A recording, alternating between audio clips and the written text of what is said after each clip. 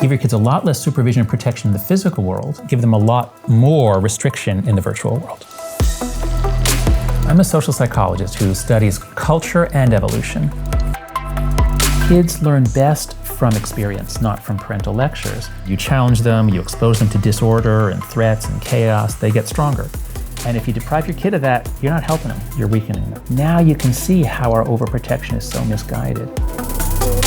So send your kids out to play, and that will actually be good for them. But don't send your 10-year-olds into social media.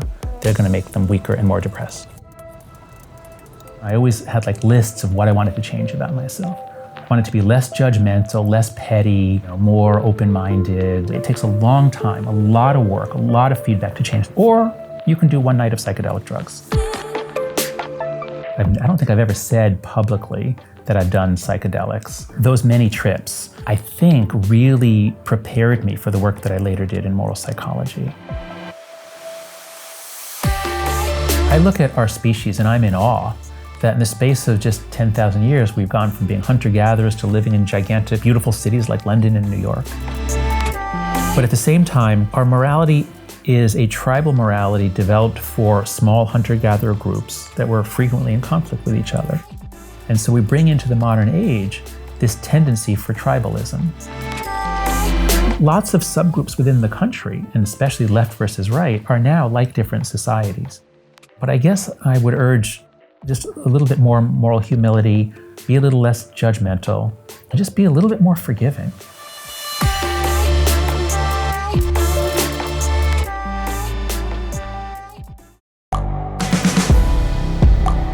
The world is changing. Inspiration is everywhere. It has never been so easy to connect, share, and bring people together. We're learning from others and finding the best in ourselves. Challenging our beliefs. Sharing our vulnerability. Overcoming our fears. Transforming ourselves so we can transform the world. How far can we go? This is LondonReal. I am Brian Rose. My guest today is...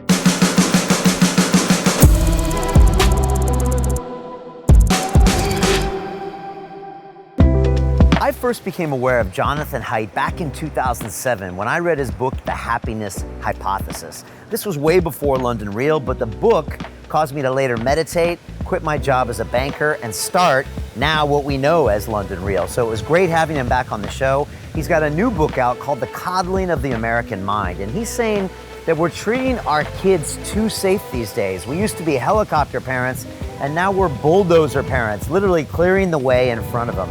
And he thinks we need to make these kids more anti-fragile, more tough. He also thinks that social media is creating a lot of mental problems with these kids, and we're seeing this Generation X grow up with all sorts of problems that we've never seen before. They get triggered at universities, and it's time for a change. And finally, I was super excited to talk to Jonathan about his own psychedelic experiences for the very first time ever. I know you're going to enjoy this incredible episode with Jonathan Haidt.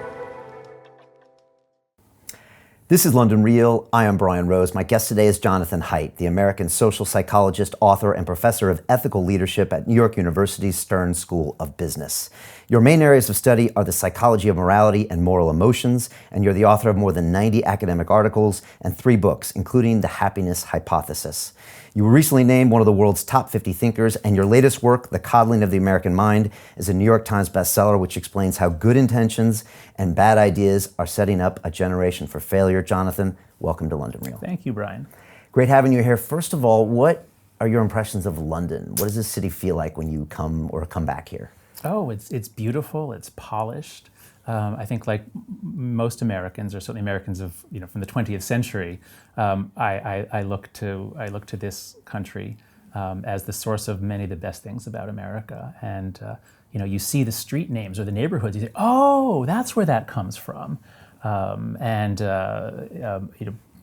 British institutions, I think, made America great, and Spanish institutions didn't do so much for Latin America. So I really feel like this is the mother country, the country that I'm very grateful to. Yeah, no, I love it very much, and feels like a part of me somehow. Yeah. And maybe because it is part of America and you see reflections of it.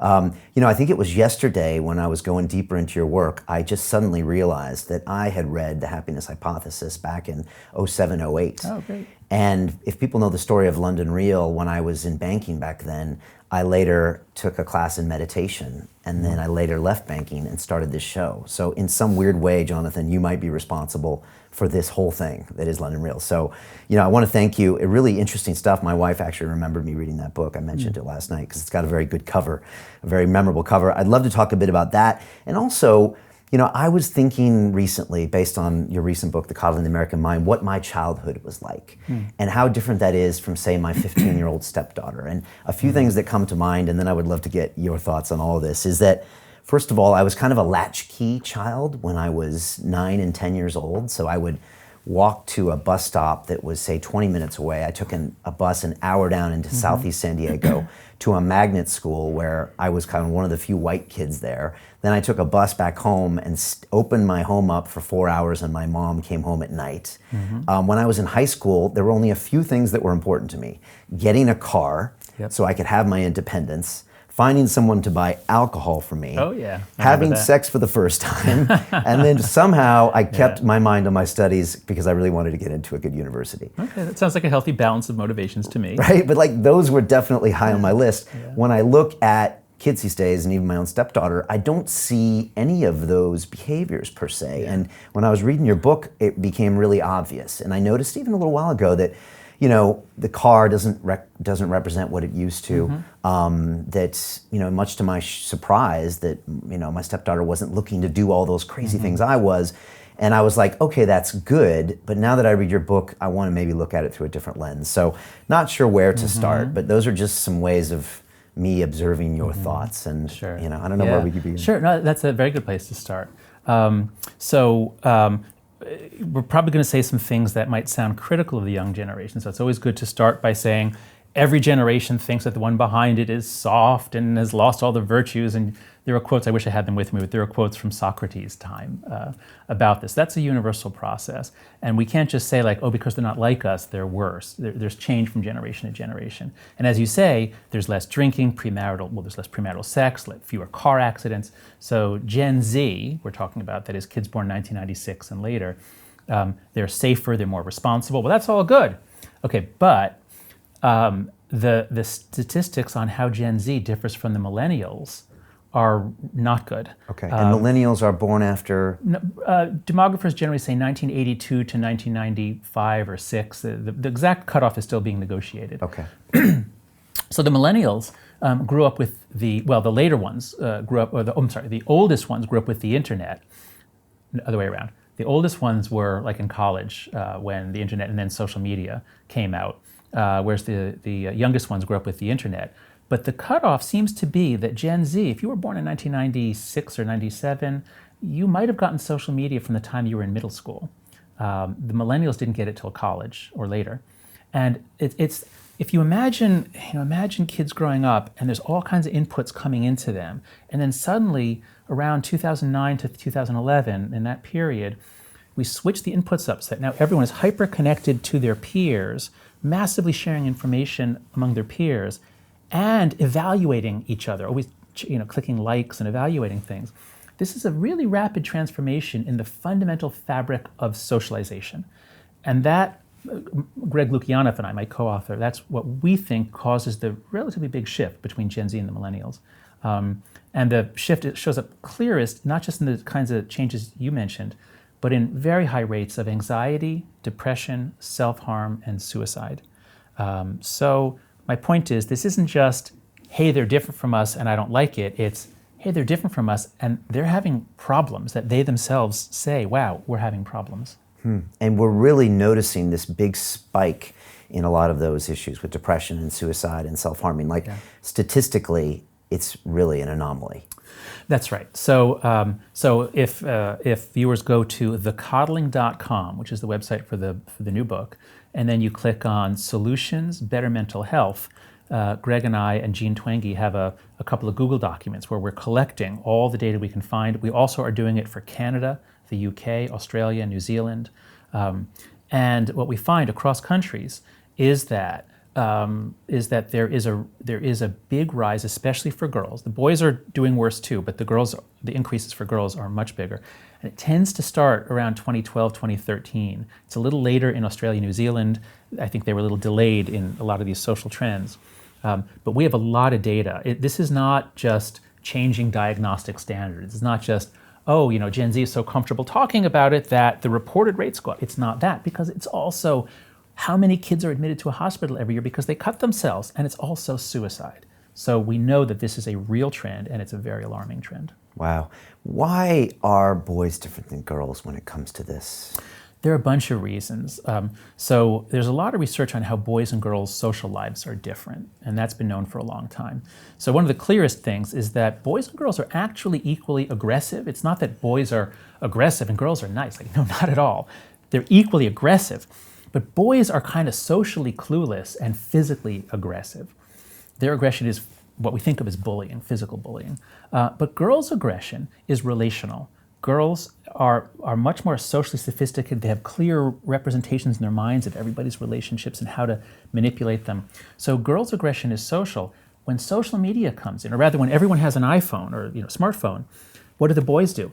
They stop punching each other, and they join small teams to roam around virtual worlds killing other teams, which is actually fun. It's not particularly harmful. My son does it with his friends.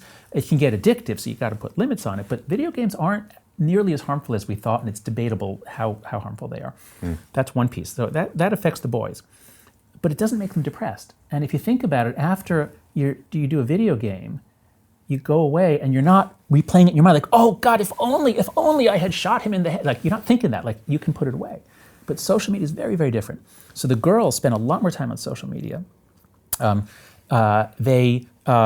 They can use it it can hypercharge their aggression. It gives them the ability to damage other girls' relationships, to spread gossip or rumors or fake photographs, to do it anonymously with full deniability.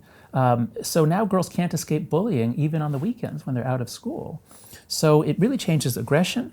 Also, girls are more sensitive to being left out or excluded. Everyone hates that. But social media lets you know who's where and with whom. And look, they're all having so much fun and I'm not there. So fear of missing out, fear of being left out hits girls harder.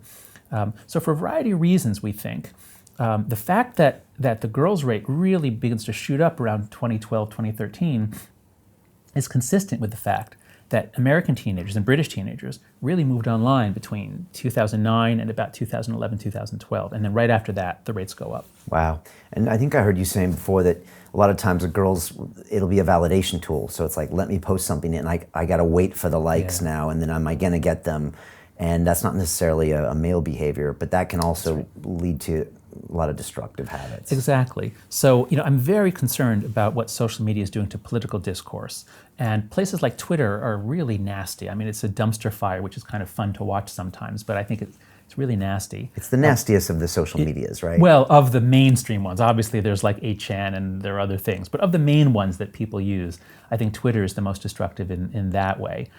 My wife is on Instagram, and she tells me, no, but Instagram's really nice. Like, there's not a lot of that on Instagram. And it turns out that for girls, that actually can be the problem. I'm sorry, not that more nastiness would be better, but what I mean is, if Instagram isn't about like, you're an idiot, you're a moron, if Instagram is, look at my beautiful life, look at my perfect selfie and my hair and my body, girls have always been more sensitive to social comparison, especially adolescent girls going through puberty, very sensitive to whether they measure up, how people are judging them. And so to be deluged with photos in which your friends look better than you, your friends look better than they do in real life, that puts a lot of pressure. That's very difficult, especially for preteen and young teen girls. So in many ways, social media is harder on girls than it is on boys. Wow, so even a place that's technically happier and safer can be more destructive. That's because right. It looks like this weird paradise, and then in which you don't measure up. Your life isn't as good. Right. I think everyone's felt that on Instagram quite a bit. I mean, I guess the Silicon Valley companies never saw this coming. I mean, we never saw this coming, right? Well, yeah. So, So we can go back to Prometheus here. The story of Prometheus stealing fire from the gods. I think there was, in giving it as a gift to mankind, and obviously fire has done amazing things for us. Thank God we have fire, but it also burns down a lot of things. And I recently just read an article, a really interesting article, saying that the current age shouldn't be called the Anthropocene, where humans are changing the world. It should be called the Pyrocene, where fire has physically changed the world. Climate change, forest fires. Anyway, that's a sidetrack. But the point is that the founders of social media, the ethos of the tech geniuses, was really just, let's just, here's an idea, here's a possibility, here's an interesting thing we can do. Let's put it out there. We'll iterate. We'll just do rounds. And there wasn't a lot of thinking about where it would go wrong, what harm it would do. It was also based. There's an interesting way to look at this. There was a professor at Stanford, let me try to remember his name, who ran the Persuasive Technology Lab.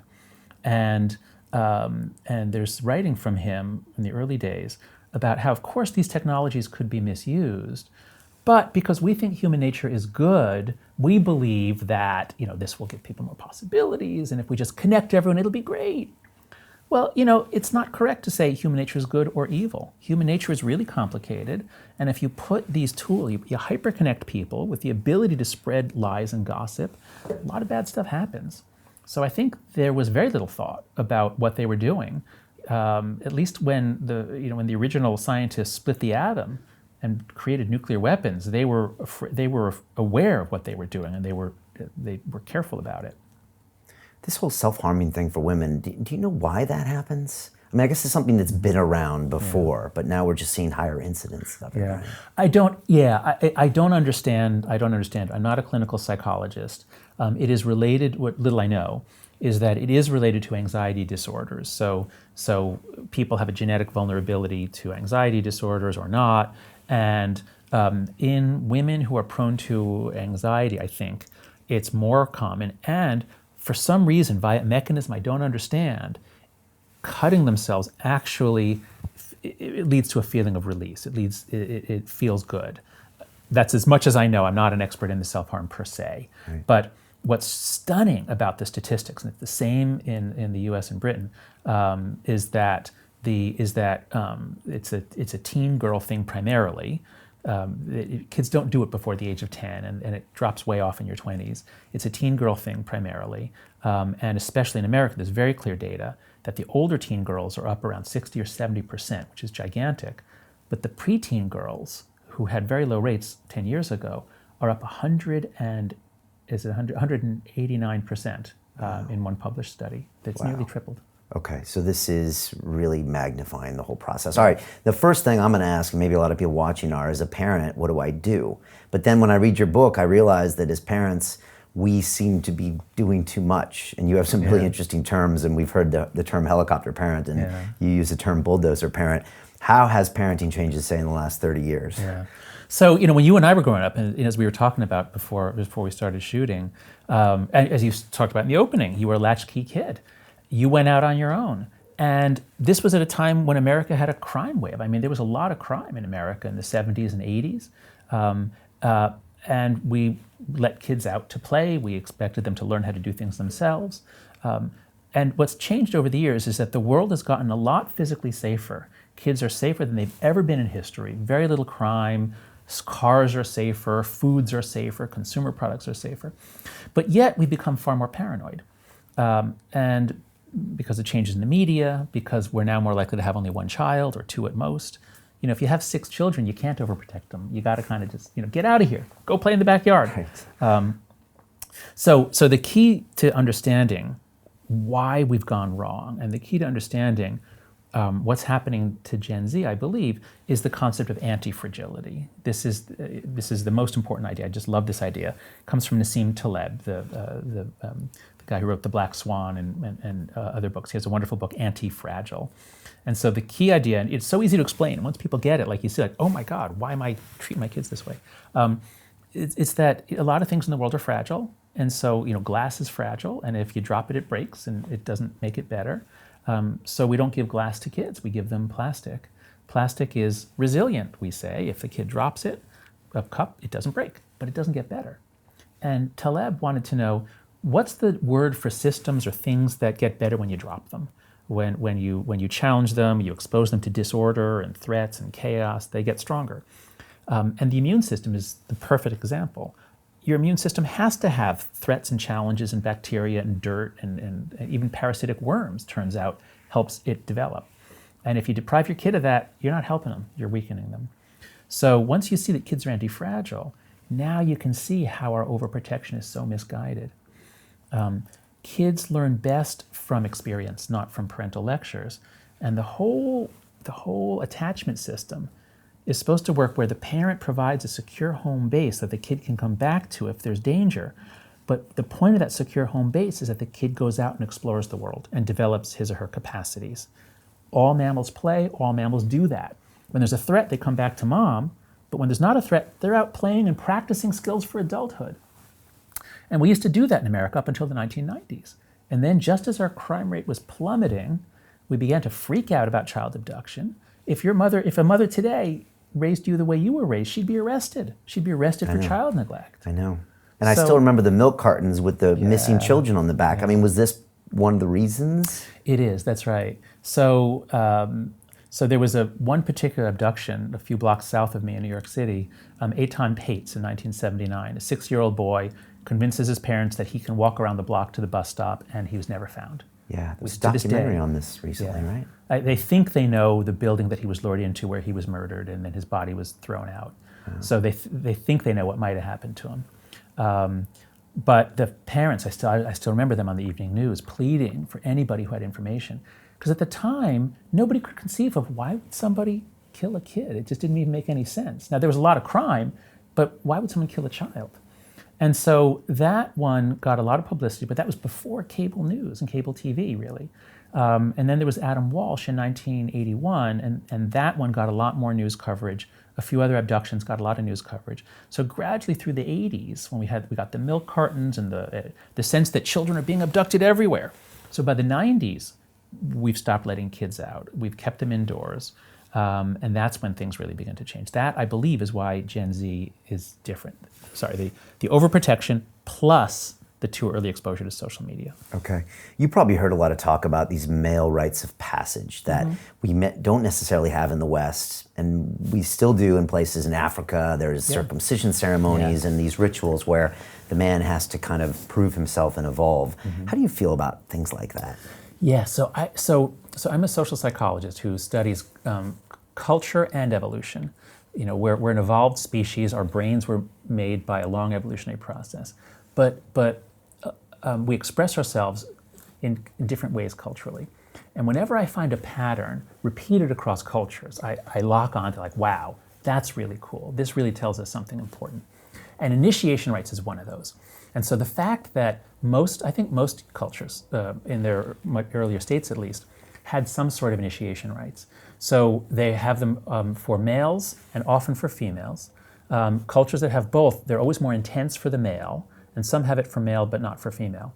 Because many cultures believe girls will turn into women automatically. They will start to menstruate, their bodies will change, and then they're ready to have babies. You don't have to do anything to make that happen. Right. But boys start off small and weak and in the world of women. They start off being raised by their mothers, and then the men are off doing male stuff. And many cultures believe that unless you do something, a boy doesn't become a man. And so many cultures will cut off the foreskin to mark the body. They'll do rituals that are terrifying, that sort of kill the child, and then the man comes out of it. My son had his bar mitzvah a couple of weeks ago. It's rather different, but at least it is you have to have a public coming out. It was a big challenge. He was very nervous about it. He did a lot of work. And afterwards, we really did all look at him as much more adult, and we really do give him more independence now. So the fact that so many cultures do it, and the fact that fraternities at universities reinvent almost the same rituals. the fear, the disgust, the humiliation, the physical pain, even occasionally risks to the point where even some die. Now, it's horrible that so many go wrong, but it does speak to a deep need in male psychology for something like this. Yeah. So I was at a fraternity at MIT. And okay. it was, I don't know if you can talk about it, but was there initiation? What did they do? There was. So for me, it was 1989. I moved from San Diego to Boston. It's like, it's the furthest city away possible, 6-hour plane flight. And at MIT, it was very strange at the time. Fraternities made up about 60 or 70% of male housing there. So there was a 3-day rush process, and you moved into the fraternity as a freshman 3 days after you got there. Yeah, that's a bad idea. So it was crazy, and for 48 hours, there was actually a computer system that tracked you everywhere, very MIT. Of course, being MIT. Yeah. And then when you moved in, you were a pledge, and you got a pin, and you were kind of the low man on the totem pole, and you lived in a house, 50 guys in the house, average age 20, maximum age 22. It was like a little Lord of the Flies. That's right, pressure cooker. Yeah. Pressure cooker. But also there was something beautiful about it, Jonathan. Like I really understood how to behave as a man amongst men at that fraternity house. And it served me later in life. You know, you don't do this. You don't say someone behind someone's back. You confront them. And I learned those hard lessons there. Also, I was humiliated, made to do push-ups, made to memorize things, done lineups. And then we had a whole initiation process called Hell Week, which was hell, sleep deprivation. I talk a little bit about it. We had to play a song over and over and over again for 5 days straight. A lot of, social hazing. We never did alcohol hazing at MIT. They were really, really good about that. So they never made us drink. Right away, that would cut out most of the death. Right, that would. And and that was always good. But the rest of it was there. But then when we made it, I was really proud to be a brother. So yeah. Tell me what, you used the word beautiful. You said there's something beautiful about it. Yeah. And you did give the example of learning male virtues, like you confront things straight on, you work out problems directly. Why did you use the word beautiful? I felt like I belonged to something. That's what I figured. I felt that real pack, tribe, wolf pack, which you don't really get many other places. In business, maybe on a sports team, maybe, but I don't know, there was just something great. It was also our own world, and we got to create it, and we had parties, and we had our rooms, and it was a culture, and it was something I really treasured, Okay, perfect. So this is actually a perfect segue into an idea, one of the ideas I find most exciting, which there's a chapter in the happiness hypothesis, which is I call hive psychology. And the idea is we evolved as ultra-social creatures. So in the same way that bees and wasps and ants and termites and naked mole rats live in these gigantic communities in which actually the community is really the organism. A beehive is really the organism. The bee doesn't reproduce. It's the queen is the ovary, and so they're all just really like cells in a larger body. Humans are also ultra-social. We cooperate. Look at the number of people working together here for us to have this conversation. We work together effortlessly. We are ultra-social, but we don't do it by this genetic mechanism in which we're all children of a single queen. We have this ability to either live totally separately or to form a cohesive unit in which we merge into it.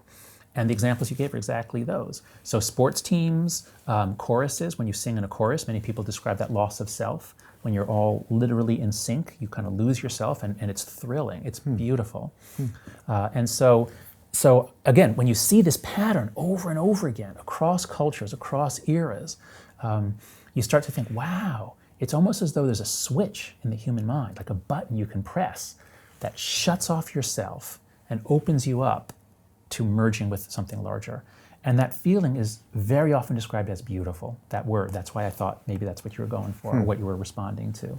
So I think this is crucial for understanding how you socialize kids, into how you bring people into any organization, be it a business or a military unit or a church congregation.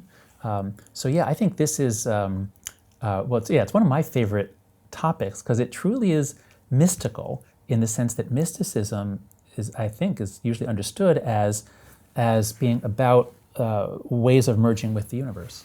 And yet, we're not necessarily allowed to do this stuff anymore. Like, I went and visited my fraternity in Cambridge, and they're barely there. You know, they had like a violation, and now they can't do this, and now freshmen can't do this, and it's basically dissolved. That's right, because there are competing forces in society. And in American society in particular, where we have way too many lawyers, people are afraid to take risks. Leaders in particular, if you lead an organization, the fear of lawsuits is so pressing that they're not really able to balance. On the one hand, we want them to be safer. On the other hand, we want them to have these experiences. On the one hand, we are legitimately concerned about their safety, not just from a lawsuit point of view. And on the other hand, we want to give them independence to practice adulthood. Okay, if you're leading MIT or an elementary school or a company, ideally you could do that. You could balance those trade-offs. But when the threat of lawsuits is so severe, they pretty much always go one way. At least in the United States, if anyone is hurt, there are cases on campus where somebody got hurt in a snowball fight, so they banned snowball fights for college students, for adults. You're not allowed to have a snowball fight. Super soakers are banned at some schools, water pistol fights. So this, again, it's this paranoid mindset, which, again, the subtitle of our book is How Good Intentions and Bad Ideas Are Setting Up a Generation for Failure. It may have been a good intention to shut down fraternity initiations, and there are real harms. I don't want to minimize those. But if you don't understand the psychology of development, especially male development, I think you're gonna produce some unintended consequences. And we're going to pay for this later, 10 years down the road, 20 years down the road. Well, I think we are paying for it now in the sense of greater fragility. One of the things you learn, so both in your story about growing up, you had to come home, open up the house, you had to do things for yourself. College students in a fraternity have to be a self-governing society. When you get rid of all that, and so kids are not self-governing until they get to college, and then they're not self-governing in college, and then they go into employment. What I'm finding when I talk to business leaders, and I would urge listeners to do this, if you know people who run businesses where they hire a Gen Z, they hire young people, ask them how it's working. I was just in Madrid yesterday, and I talked to talking, and a business person said to me, yeah, my recent hires, it's like they don't know how to change a light bulb. Like they can't do anything for themselves. And so we are paying for it in that we have deprived Gen Z of millions of learning opportunities, and then we're surprised that they don't know how to function as we expect them to. And you noticed this at NYU when you started seeing this whole reaction and these trigger warnings and all this stuff that happened a few years ago, which you had never seen before. Can you describe kind of what you saw on the ground? Yeah, and, sure. and where are we at these days when it comes to universities? Because that wasn't there when I was in school. So I teach at New York University's Stern School of Business, and I teach only MBA students. So I'm still teaching millennials. Gen Z will be coming in the next year or two. But beginning in 2014, weird stuff started happening. I saw some of it in my students at NYU, but a lot more was hearing stories from friends. And my friend Greg Lukianoff came to me in May of 2014 and said, John, weird stuff is happening on campuses around the country. Greg is the president of the Foundation for Individual Rights in Education, FIRE it's called, and his organization stands up for students' free speech rights, almost always against administrators and deans who say, we need a speech code. Oh, you can't tell jokes. Oh, you can do free speech in that little corner over there, but not elsewhere. So Greg was always pushing back against administrators. And beginning in 2014, Greg began to see college students at some schools asking for protection from books, words, speakers, and ideas. So if a book is going to be signed that has difficult content or offensive content, you can't just assign it. You have to warn us so that we can brace for it and decide if we want to expose ourselves to it. And so that was what was called a trigger warning. Now these are not common, but they were popping up in many schools, requests for trigger warnings. Many more moves to ban speakers because they were ideologically dislikable, as opposed to saying, okay, a conservative speaker or even a progressive speaker who's Christine Lagarde, who was implicated in something, I suppose, I don't know. At any rate, when some students decided we don't want to hear from this, we want to no platform this person, they would often get their way, and invitations were rescinded. So lots of stuff started happening in 2014. Greg comes to me and says, John, the students are actually justifying this using the exact same cognitive distortions that I learned to stop doing when I learned CBT, cognitive behavioral therapy, for depression. So because I wrote The Happiness Hypothesis, I talked about CBT, Greg came to talk to me. I said, oh my God, Greg, this is brilliant. Wow, this explains it. Because I'd begun to see a little bit of this in my students. Now these are later millennials, not Gen Z, but this idea that if something is emotionally difficult in a book, it's going to be bad for the students who read it. Like, why? What do you mean? And I was reported to the dean twice for things that I said in my lectures that are just normal social psychology, like about the Milgram experiment and trying to explain how the Nazis did what they did. And there's just this greater sensitivity. I was reported to the dean for justifying the Nazis or something like that. Really? What year was that? That was 2014. Okay, all right. So it was just this new sensitivity, quickness to take offense, and especially linking it to a sense of fragility. That it's not just this is outrageous, this is dangerous. That's what was new. So we wrote up this article in late 2014 and early 2015. It came out in The Atlantic in August of 2015, titled The Coddling of the American Mind. And a lot of people said, oh, you're overreacting. Okay, yeah, there's like 7 anecdotes you're reporting. This is not a thing. Well, that was August 2015. Then comes Halloween. And at Halloween 2015, beginning at Yale, and I don't want to tell the whole story, but there were protests not over offensive costumes, because nobody wore one as far as I know, but over an email about offensive costumes and here's what you should wear and here's what you shouldn't. And so it blew up at Yale. It then spread to many other campuses. So basically October 2015 to February 2016 is the period of enormous unrest on campuses in which now a lot of norms are changed. A lot more requests for trigger warnings, safe spaces, bias response teams. That is, we need a way to report anyone who does a speech crime. And this has really chilled this.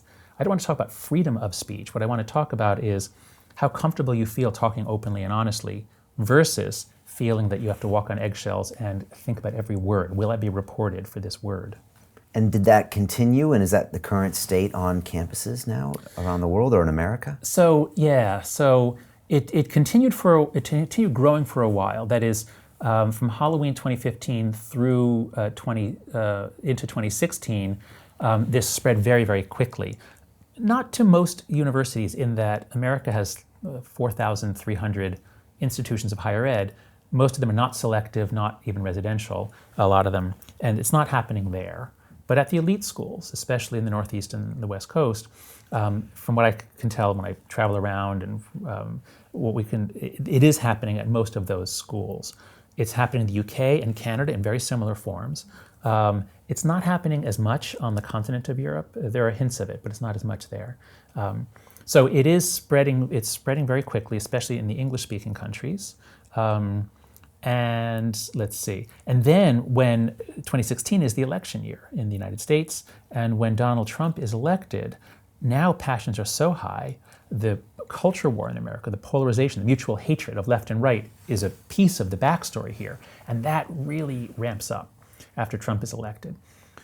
So in the spring of 2017 is when most of the violence occurs. That is, thank God there's been hardly any real violence, and nobody's been killed in these protests yet. But what violence there was at Berkeley, at Middlebury, at Evergreen State College, all of that happens in the few months after Trump is inaugurated. Since then, there's been less spectacular stuff, but at the same time, I would say the norms have changed, so that now we're all adjusting to the fact that there's a lot of things we can't talk about, and when we talk, we have to be very, very careful because things could blow up very quickly.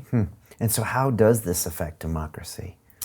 So first let's do how it affects teaching. I think it's important to focus institution by institution rather than just talking about society.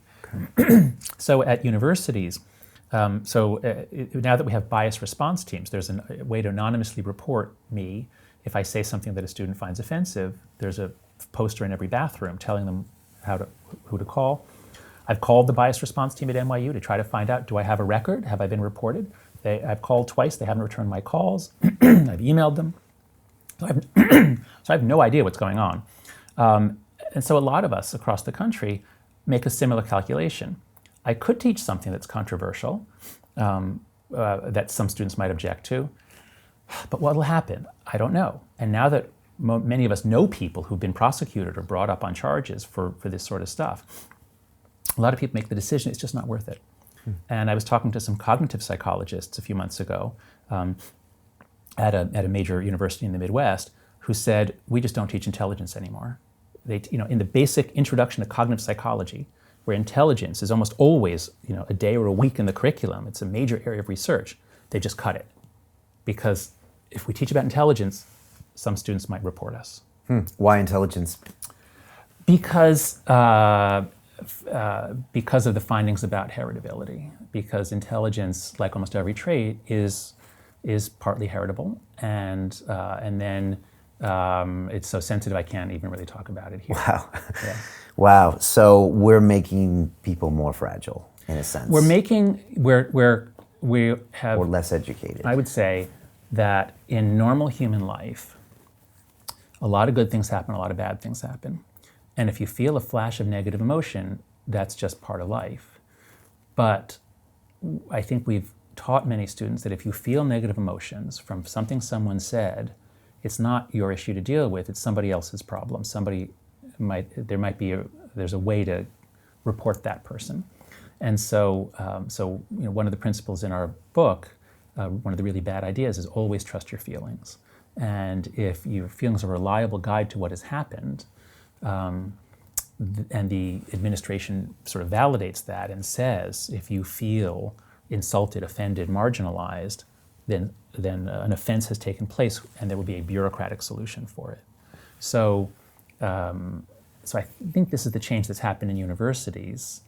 And then, okay, that's universities.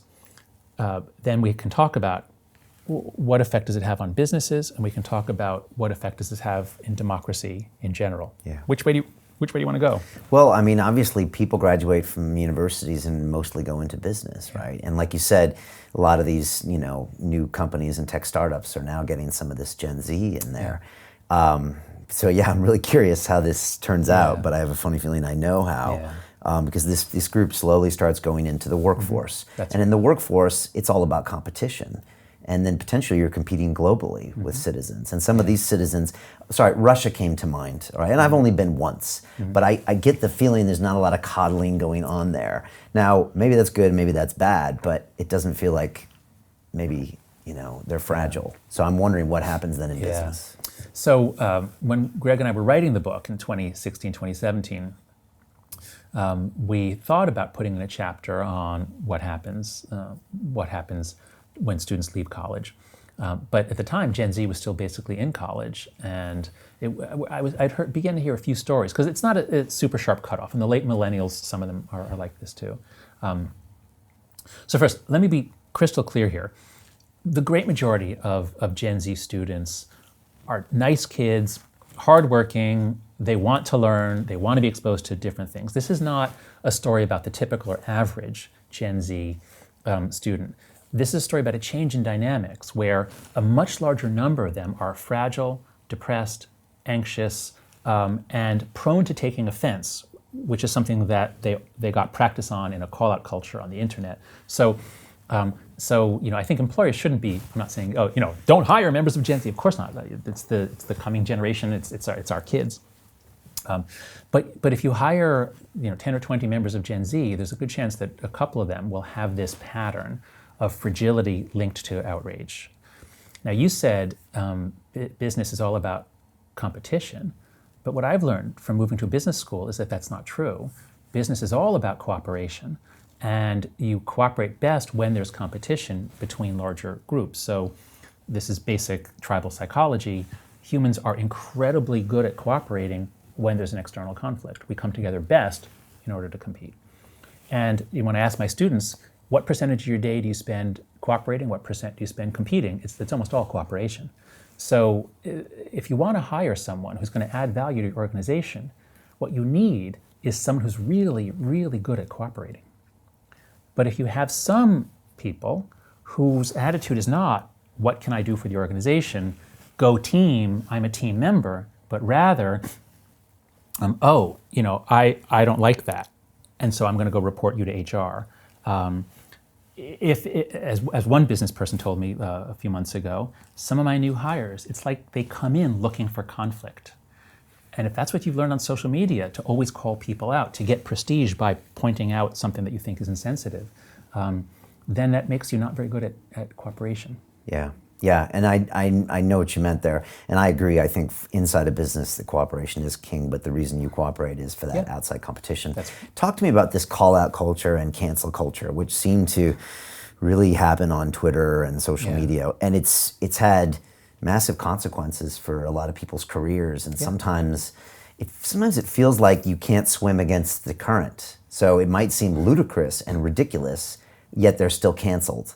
Because sometimes the organization has to pull what's going on and now they're out. I mean, I'm thinking about Kevin Hart hosting the Academy Awards, and they found a 10-year-old tweet of his, and then they said he couldn't, and then he went on Ellen and everyone was like, let him on, and then he wasn't, and I'm sure there's better examples, but it's like a thing to do this. No, that's right. So the way that I think about it is there's a kind of a social fabric or a field on which everything plays out. And if you change certain parameters of the social fabric, then the game plays out very differently. So if you imagine people playing soccer and then suddenly you make the field really contorted with huge hills and invisible lakes or ponds, weird stuff would happen. And that, I think, is what's happening to us. To continue watching the rest of the episode for free, visit our website londonreal.tv or click the link in the description below.